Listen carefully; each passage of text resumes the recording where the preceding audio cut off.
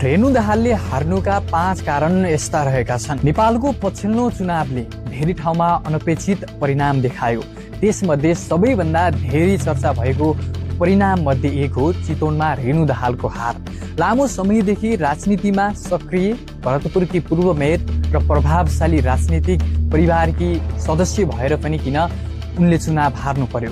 यो केवल एउटा चुनावी हार मात्र हो वा यसले नेपाली राजनीतिमा भइरहेको ठूलो परिवर्तनलाई संकेत गर्छ? चितवनको राजनीति लामो समयदेखि निकै रोचक मानिन्छ। यहाँका चुनाव सधैँ राष्ट्रिय स्तरमा चर्चा रहने गर्छ।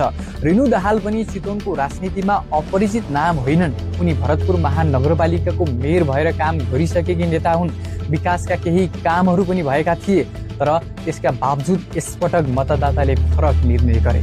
यसको अर्थ जनताको सोचमा केही परिवर्तन आएको थियो। रेणु दाहालले हार्नुको पहिलो कारण हो राजनीतिक परिवर्तनको लहर। पछिल्ला वर्षहरूमा नेपालमा नयाँ राजनीतिक खोज्ने प्रवृत्ति निकै बढेको छ। विशेष गरी युवा मतदाताले पुराना दल र पुराना नेताहरूबाट अपेक्षा पूरा नभएको महसुस गर्न थाले। त्यसैले धेरै ठाउँमा मतदाताले विकास भएको वा नभएको भन्दा पनि नयाँ अनुहारलाई मौका दिने निर्णय गरे। चितवनमा पनि यही मनोविज्ञानले ठूलो भूमिका खेलेको देखिन्छ। रेणु दाहालले हार्नुको दोस्रो कारण हो पुराना दलप्रति बढ्दो असन्तुष्टि। नेपालमा लामो समयदेखि ठूला दलहरूकै नेतृत्वमा सरकार बनिरहेका छन्, तर जनताले सोचेको जति परिवर्तन देख्न सकेनन् भन्ने भावना धेरै ठाउँमा छ।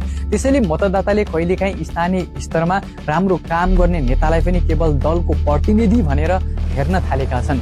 यसको असर रेणु दाहालको चुनावमा पनि परेको विश्लेषकहरू बताउँछन्। रेणु दाहाल हार्नुको तेस्रो कारण हो वंशवादी राजनीतिको बहस। रेणु दाहाल पूर्व प्रधानमन्त्री पुष्पकमल दाहाल प्रचण्डकी छोरी हुन्।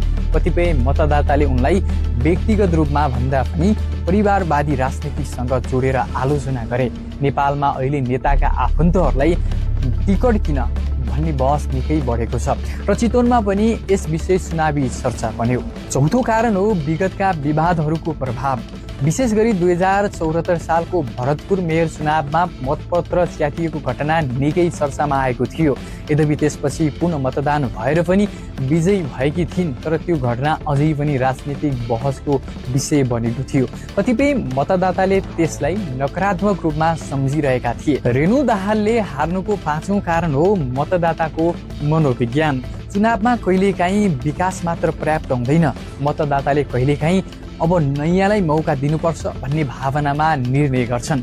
विशेष गरी जब समाजमा परिवर्तनको माग बढिरहेको हुन्छ, त्यति बेला राम्रो काम गरेका नेताहरू पनि परिवर्तनको लहरमा पराजित हुन सक्छन्। अन्ततः भरतपुरमा भएको विकासले रेणु दाहाललाई लोकप्रियता त दियो, तर चुनाव जित्नका लागि केवल विकास मात्र पर्याप्त भएन।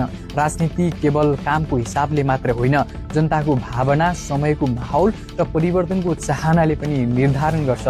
आज चितवनको यो परिणामले एउटा सन्देश दिएको छ। नेपालमा मतदाताको सोच परिवर्तन हुँदैछ। अब केवल विकासको दाबी मात्र होइन, नयाँ सोच, नयाँ नेतृत्व र विश्वास पनि त्यत्तिकै महत्त्वपूर्ण बनेको छ।